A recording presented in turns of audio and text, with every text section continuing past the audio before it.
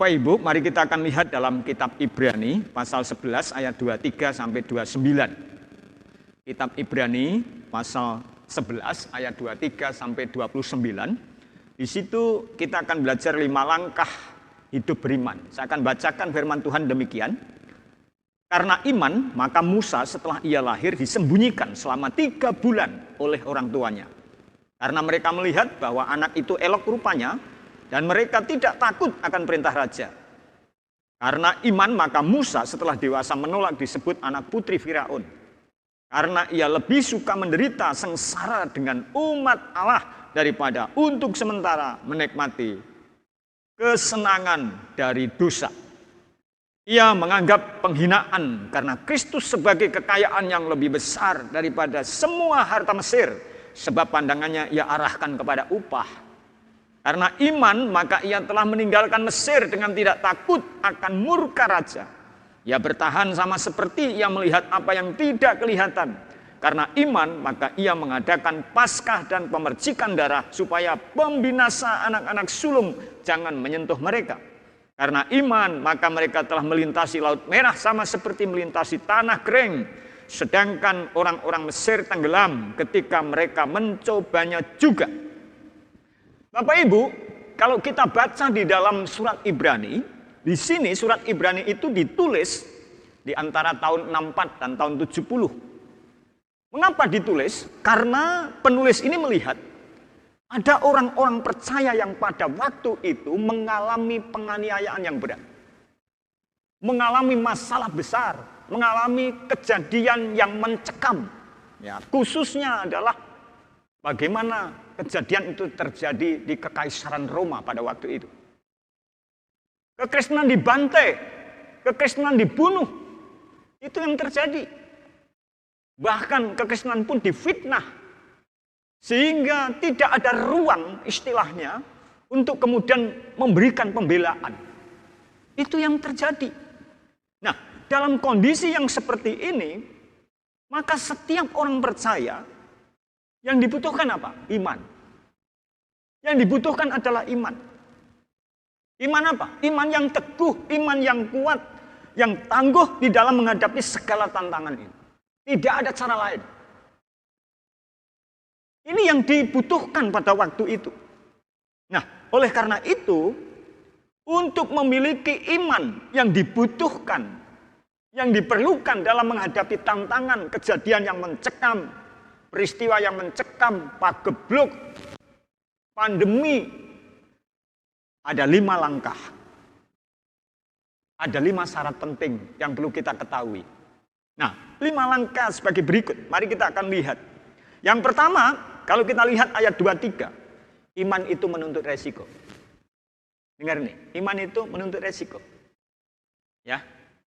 Di sana dikatakan ini, karena iman maka Musa setelah ia lahir disembunyikan selama 3 bulan oleh orang tuanya. Karena mereka melihat bahwa anak itu elok rupanya dan mereka tidak takut akan perintah raja.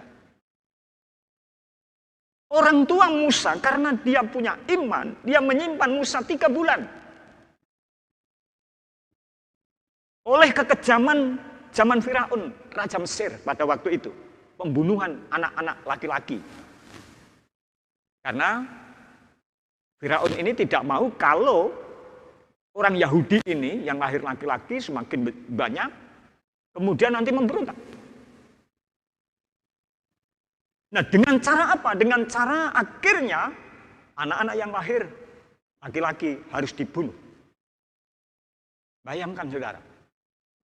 Hanya iman yang kemudian keberanian untuk kemudian dia mengambil sebuah keputusan dalam rancangan Tuhan. Kondisi seperti ini. Contoh lain, Daniel. Bagaimana Daniel sendiri harus dimasukkan ke gua singa. Daniel. Karena dia menyembah Tuhan yang benar. Karena dia beriman kepada Tuhan yang benar. Iman itu menuntut resiko.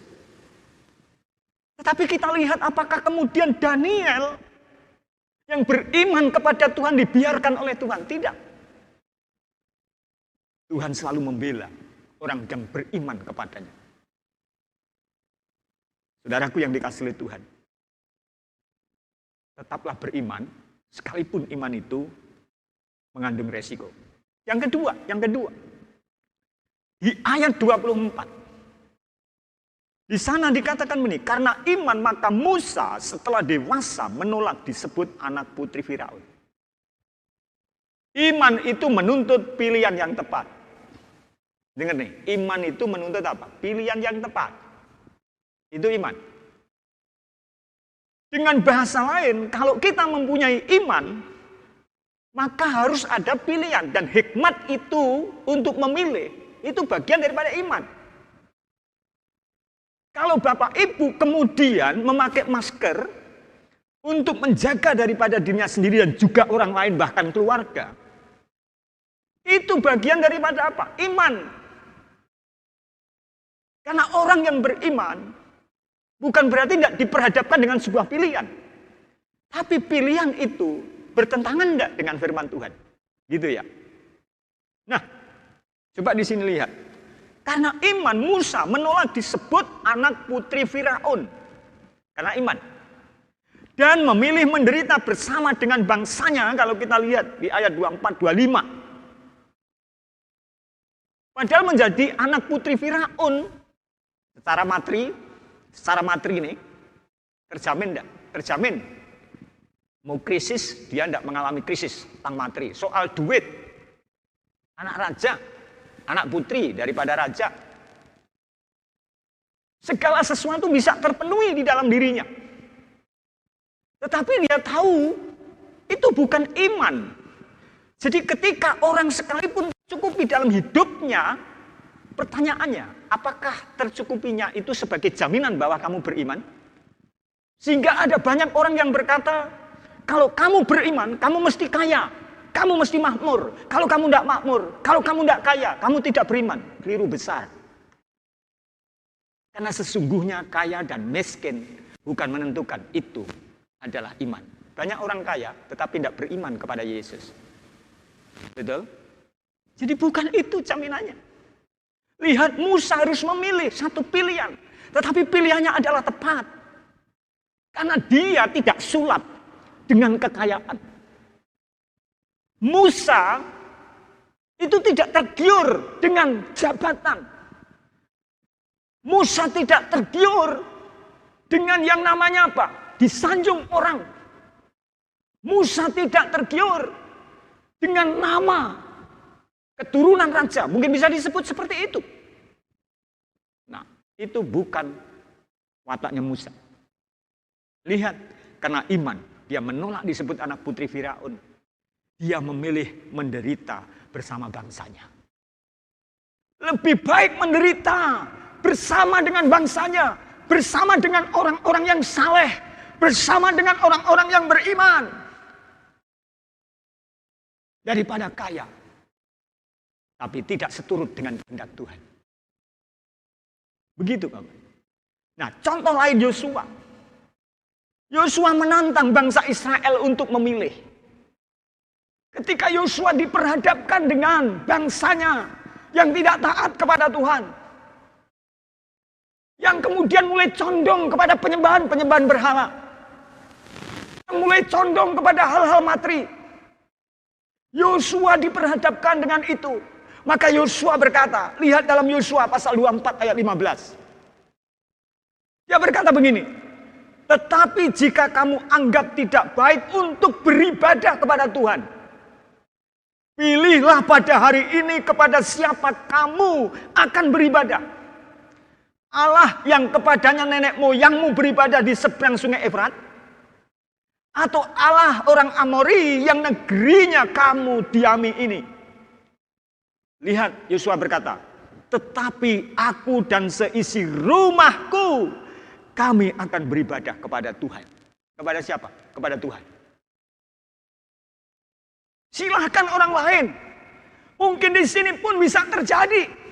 Dalam lingkungan kita, mulai banyak orang yang tidak setia. Diingatkan orang tua untuk setia kepada Tuhan, dia menentang. Bahkan mungkin orang tua diingatkan oleh anaknya untuk setia, tetapi dia sendiri tidak mau setia. Dalam kondisi yang seperti ini, Saya mau kasih tahu. Pilihan yang tepat adalah apa? Beriman kepada Allah. Walaupun iman itu kadangkala mengandung resiko. Saudaraku yang dikasih oleh Tuhan. Tinggal pilih. Kita mau setia sama Tuhan atau sama dunia. Itu pilihan kita semua. Pilihan saya dan pilihan Bapak Ibu Saudara. Saya mau pilih tetap bersama dengan Tuhan dalam kehidupan saya, dalam persoalan saya, dalam kondisi pandemi ini. Dan tetap menyembah Dia. Atau saya tidak percaya kepada Dia. Itu masalah iman. Yang ketiga, ayat 27. Mari kita lihat. Ayat 27. Karena iman, maka ia telah meninggalkan Mesir, Musa dan bangsanya, dengan tidak takut akan murka raja. Ia bertahan sama seperti ia melihat apa yang tidak kelihatan. Ia bertahan. Sekalipun dia melihat sesuatu yang tidak kelihatan. Lihat di sini, iman itu apa? Menuntut ketaatan. Yang ketiga, iman menuntut apa? Ketaatan. Iman menuntut kesetiaan kita. Iman menuntut ketaatan Bapak Ibu. Karena ketaatan kepada Tuhan, maka Musa berani meninggalkan Mesir. Yang dia hidup lebih enak. Karena bisa diangkat putri dari Raja Firaun. Tetapi Musa berkata, no, saya tinggalkan. Karena dia lebih memilih Tuhan buat hidupnya. Dia tidak memilih harta. Sekalipun materi bisa dibutuhkan oleh Musa. Dia tidak memilih kenikmatan dunia. Sekalipun dia masih berada di dunia. Dan ketaatan Bapak Ibu, kalau kita lihat dalam 1 Samuel 15 ayat 22. Ketaatan itu melebihi korban. Ketaatan itu melebihi daripada persembahan. Karena persembahan kita, pengabdian kita itu bagian daripada apa? Ketaatan kita. Jadi ketaatan itu melebihi daripada korban, dari persembahanmu, dari persepuluhanmu. Sekalipun kita memberikan persepuluhan, sekalipun kita memberikan persembahan, sekalipun kita memberikan ini, itu, dan lain sebagainya, kalau kita tidak taat, tidak ada artinya. Karena ketaatan melebihi dari semua itu. Tapi orang yang taat pasti melakukan semua yang diperintahkan Tuhan. Terus bagaimana mengabdi untuk mengikuti daripada Tuhan. Berjalan bersama dengan Tuhan. Itu orang beriman. Yang keempat, ayat 28. Dikatakan begini.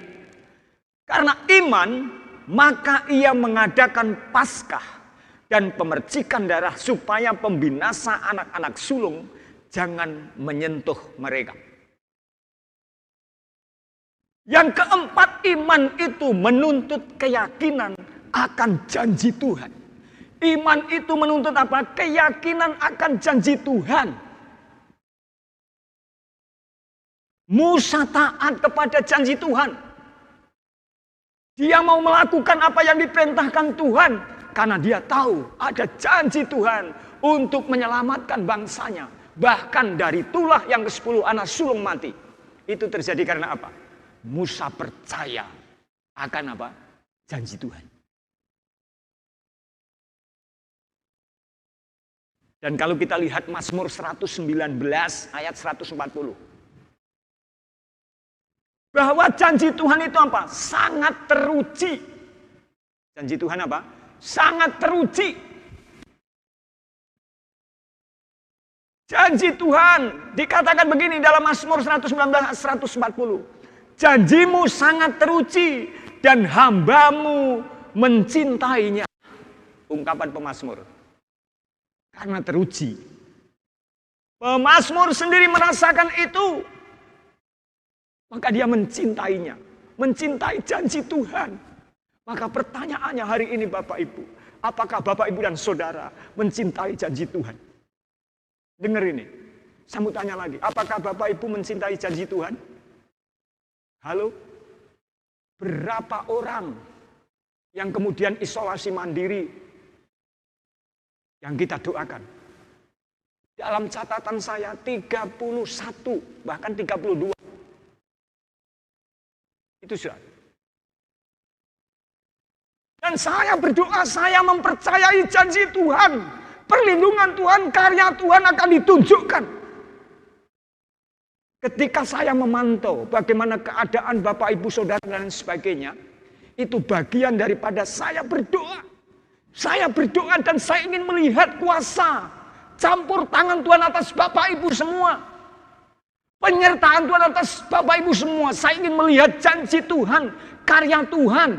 Bagaimana kepada anak-anaknya yang setia kepada Tuhan. Kepada anak-anaknya yang memiliki iman kepada Tuhan Yesus.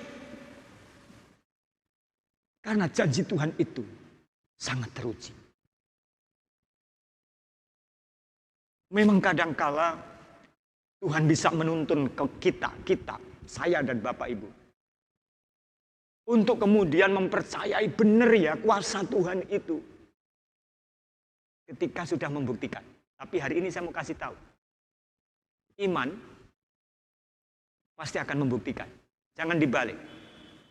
Membuktikan baru beriman itu bukan iman. Dengar nih. Membuktikan baru beriman kepada Yesus itu bukan iman. Tapi beriman kepada Yesus. Dia sanggup menolong kita. Kuasanya dahsyat. Dan saudara akan membuktikan. Beberapa hari yang lalu atau seminggu yang lalu, saya masih mengingat kejadian yang terjadi pada diri saya.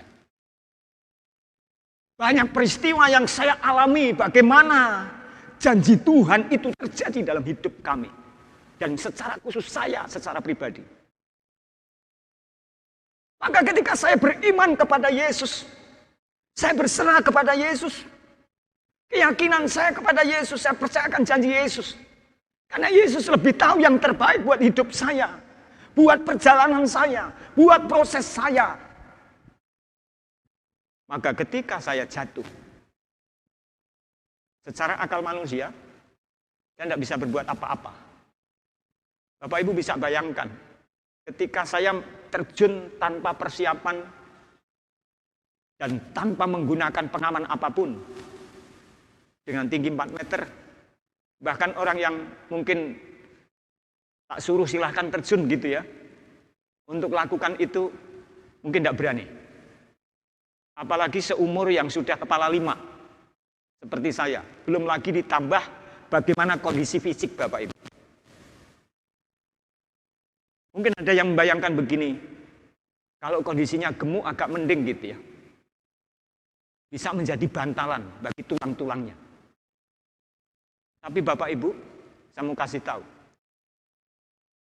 Bagaimana karya Tuhan. Ketika kita meyakini Tuhan. Semuanya bisa terjadi. Bagaimana Tuhan menolong. Dan menjaga saya. Bagaimana saya tidak ada patah tulang. Sekalipun saya tidak punya daging. Yang dagingnya dibayangkan lebih tebal. Saya punya daging, tapi tidak setebal dengan yang lain. Tapi bagaimana karya Tuhan? Kepala saya pegang-pegang setelah itu.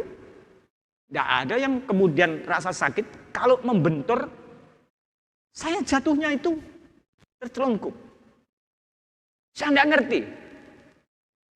Tapi setelah itu saya duduk dan saya bersandar dan saya berdoa, Tuhan tolong saya, selamatkan saya. Supaya saya tidak pingsan. Gitu, dan saya tidak pingsan. Kemudian istri merangkul saya dan menangis. Dari lantai 2 dia turun lewat tangga yang benar gitu ya. Kalau saya kan tidak lewat tangga yang benar. Istri saya lari, nangis. Dan masyarakat kumpul di situ. Saksinya banyak. Tapi kemudian saya bilang sama istri saya, Tuhan menyelamatkan saya. Sudah jangan menangis. Karya siapa? Karya Tuhan. Jadi saya mengimani bahwa Tuhan luar biasa. Saya tidak harus membuktikan dulu baru saya beriman pada Yesus. Saya beriman kepada Yesus dan saya melihat janji Tuhan luar biasa terhadap umat. Mari terus semangat Bapak Ibu. Saat ini masih isolasi mandiri. Berapa orang yang kemudian disembuhkan? Lihat dalam daftar info terkini yang selalu saya update. Karya Tuhan luar biasa. Yang kelima, terakhir. Ayat 29. Karena iman maka mereka telah melintasi laut merah sama seperti melintasi tanah kering. Sedangkan orang-orang Mesir tenggelam ketika mereka mencobanya juga. Ini yang membedakan orang beriman dan tidak beriman. Iman menyelesaikan segala kesulitan, saudara. Dengar nih, iman menyelesaikan segala kesulitanmu. Iman menyelesaikan segala penyakitmu. Iman menyelesaikan dan menyembuhkan apa yang kau sedang gumulkan. Imanlah yang menyelamatkan engkau. Tidak ada yang rugi ketika orang memiliki iman. Karena iman Musa dan bangsa Israel, coba lihat di situ, melintasi Laut Merah. Dari belakang dikejar oleh tentara Mesir, pasukannya Firaun. Di depan adalah laut. Secara akal manusia, maka rakyat itu yang bersama dengan Musa, bagaimana ini? Mungkin dia panik, saudara. Dia panik. Tetapi ketika Musa berjalan bersama dengan Tuhan, beriman kepada Tuhan, Musa tahu tidak ada jalan buntu. Dengar ini. Ketika orang beriman penuh kepada Tuhan, tidak ada apa? Jalan buntu, saudara. Tidak ada. Karena Tuhan tahu yang terbaik untuk setiap orang. Memiliki kekuatan yang besar bersama dengan Tuhan. Dapat melakukan perkara-perkara yang besar. Saudara. Matius 17 ayat 20. Bahkan dikatakan begini. Iman memindahkan apa? Gunung. Iman sebesar apa? Biji sesawi. Kecil. Biji sesawi itu yang ditanam. Di atas dikasih batu. Tapi biji yang kecil ini ketika bertumbuh, batu ini terguling, akar sudah kuat dan akan menjadi besar. Ya, biji sesawi ini bukan sayuran sawi, bukan. Nah, kemudian burung bisa bersarang di situ dan sebagainya, orang bisa berteduh. Nah, artinya iman yang bertumbuh. Kalau Bapak Ibu memiliki iman yang bertumbuh, artinya Bapak Ibu bisa menghadapi gunung-gunung pencobaan. Dengar ini. Kalau Bapak Ibu memiliki iman kepada Yesus dengan sungguh, Bapak Ibu bisa melewati gunung-gunung pencobaan. Bapak Ibu bisa mengatasi gunung-gunung persoalan. Bapak Ibu bisa mengatasi gunung pandemi. Bapak Ibu bisa mengatasi gunung-gunung yang menggunung dalam persoalan pekerjaanmu, masa depanmu. Tidak peduli. Karena bagi Tuhan itu kecil. Bagi Tuhan itu kecil. Bukan masalah besar. Di dalam Habakuk pasal 2 ayat 4 dikatakan, orang benar hidup karena apa? Karena imannya. Karena percayanya. Orang benar itu hidup karena percayanya. Bukan karena materinya, bukan karena jabatannya. Bukan karena gelarnya, bukan karena pendidikannya, tetapi orang benar itu hidup karena percayanya. 1 Yohanes 5 ayat 4. Iman mengalahkan dunia. Hanya iman yang bisa mengalahkan segala sesuatu yang kita hadapi di dunia ini. Persoalan-persoalan di tengah-tengah kehidupan kita, seperti pandemi yang terjadi. Hanya iman, Bapak Ibu. Sering saya sampaikan, kita bisa membayar dokter, betul? Tapi sekarang pun susah cari dokter. Kita bisa beli obat, betul? Tapi sekarang kadang cari obat pun susah. Ya, selain mahal, susah lagi. Kita bisa beli tabung oksigen. Bisa beli. Tapi susah juga. Rumah sakit kita, baik yang Immanuel maupun juga yang di Batu, sempat kehabisan. Maka ketika didoakan oleh seluruh umat dan kuasa Tuhan bekerja, luar biasa. Tercukupi kemudian, ada dikirim, terjadi begitu cepat karya Tuhan. Sudah telepon sana, selana, habis dan sebagainya, tapi Tuhan bekerja. Itu karena apa? Karena iman. Jadi Bapak Ibu, maka pertanyaannya begini. Sejauh mana iman Bapak Ibu? Sekali lagi, sejauh mana iman Bapak Ibu itulah yang akan menentukan bagaimana hidup Bapak Ibu. Iman yang tangguh itu apa? Menuntut resiko. Memang ada resiko. Berani enggak? Diejek, dihina. Itu iman. Bahkan para rasul yang mengikuti jejak Yesus, yang percaya kepada Yesus, jadi martir, mengalami penderitaan. Kenapa? Karena iman. Tapi iman juga menuntut pilihan yang tepat. Iman menuntut ketaatan Bapak Ibu. Iman artinya percaya, yakin akan janji Tuhan. Dan iman yang dapat menyelesaikan kesulitan dari Bapak Ibu. Sekali lagi, seberapa besar imannya Bapak Ibu dan Saudara? Halo?